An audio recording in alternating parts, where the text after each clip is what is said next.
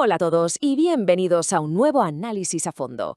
Hoy nos vamos directos al fondo del mar, literalmente, a esos preciosos fondos de arena, para hablar de un pez que es una auténtica leyenda en nuestras costas, la famosísima urta. Es una especie que de verdad impone muchísimo respeto, tanto por la planta que tiene como por el tremendo desafío que supone si te dedicas a la pesca deportiva.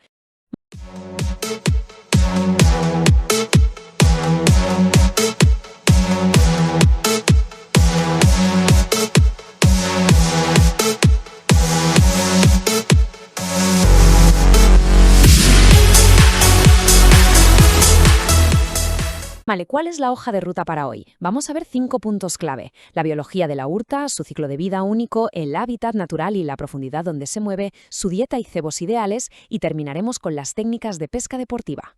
Así que arrancamos con la sección 1, Biología de la urta, la joya de la corona de la familia Sparidae. Y es que para quienes la conocen como sama roquera, estamos hablando exactamente del mismo pez. Fijaos, es un animal que no pasa desapercibido en absoluto. Cuando consigues sacarlo del agua tiene un color rosa vino alucinante, con unas 4 o 5 bandas oscuras cruzándole el cuerpo. Pero lo que más llama la atención es su boca. Tiene unos labios súper carnosos que esconden unos molares potentísimos. Y lo más curioso de todo, le crecen durante toda la vida. Claro, con la dieta que llevan los desgastan muchísimo y la naturaleza se las ha apañado para compensarlo.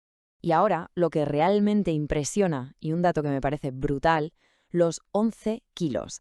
Sí, pueden llegar a rozar los 11 kilos de peso y medir hasta 90 centímetros. A ver, seamos realistas, no te vas a sacar un monstruo así todos los días, pero imaginad tener al otro lado de la línea un pez de ese tamaño con esas mandíbulas. Impone, ¿verdad?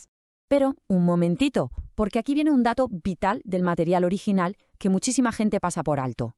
Resulta que las espinas de sus aletas están cargadas con un alto nivel de veneno. Un pinchazo accidental te puede provocar una reacción alérgica gravísima de las que pueden llegar a dejar secuelas irreversibles. Así que mucho cuidadito y respeto absoluto al manipularlas.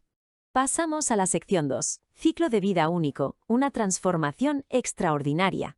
Y digo extraordinaria porque es casi de ciencia ficción. La urta es lo que en biología se llama hermafrodita proterogénico. ¿Qué significa esto de forma sencilla?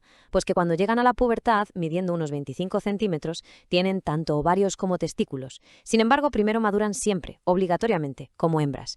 Y no es hasta que pegan un buen estirón cuando experimentan un cambio biológico radical para transformarse en machos.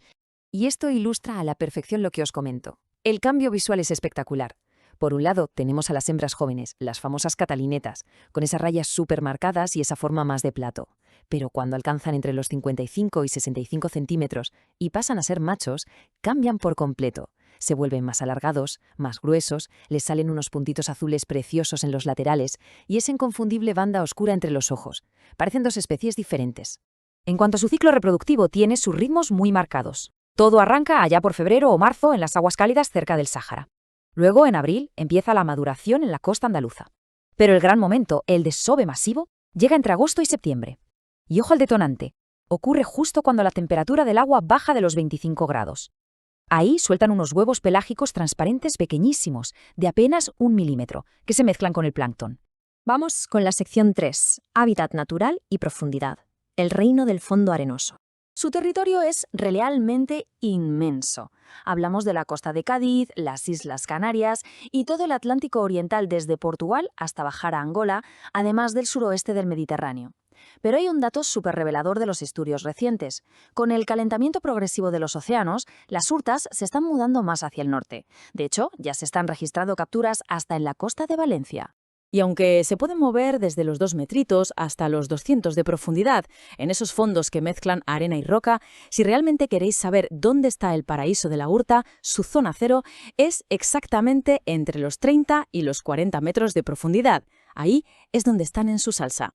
Entramos en la sección 4, dieta y cebos ideales, el carnívoro marino definitivo. Y claro, saber dónde viven nos lleva directamente a saber qué comen. Como detallan las fuentes de nuestro análisis, la urta es, y cito textualmente, poseedora de una de las mandíbulas más potentes del rémino marino, lo que le permite romper conchas con facilidad.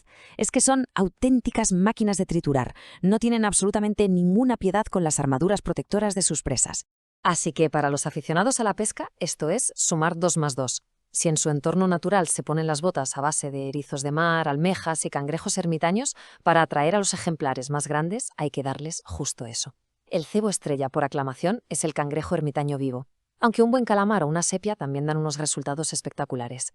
Llegamos a la sección 5, técnicas de pesca deportiva, el desafío del pescador. Vamos a ver cómo se lleva todo este conocimiento biológico a la práctica. Y ya os aviso, aquí podéis olvidaros de los equipos ligeros.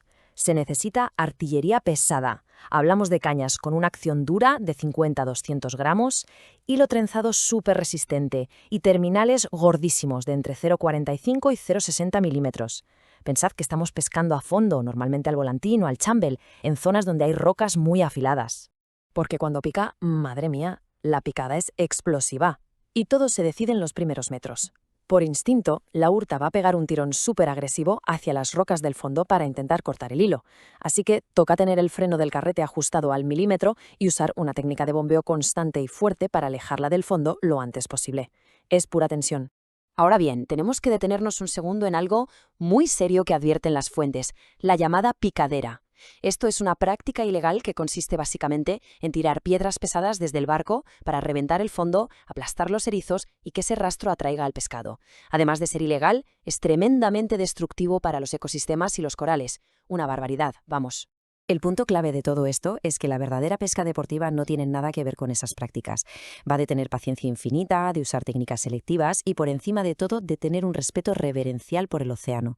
Si queremos atrapar a un depredador tan magnífico, debemos hacerlo de forma sostenible, sin destrozar su casa. Así que, para terminar, os quiero dejar con esta reflexión. Sabiendo lo delicado y complejo que es su ciclo de vida y viendo que incluso su hábitat está cambiando por el clima, ¿cómo podemos equilibrar esa pasión indudable por la pesca deportiva con la obligación urgente de conservar nuestros mares? Es una responsabilidad de todos cuidar maravillas como la urta. Muchísimas gracias por acompañarme hoy y nos vemos en el próximo análisis.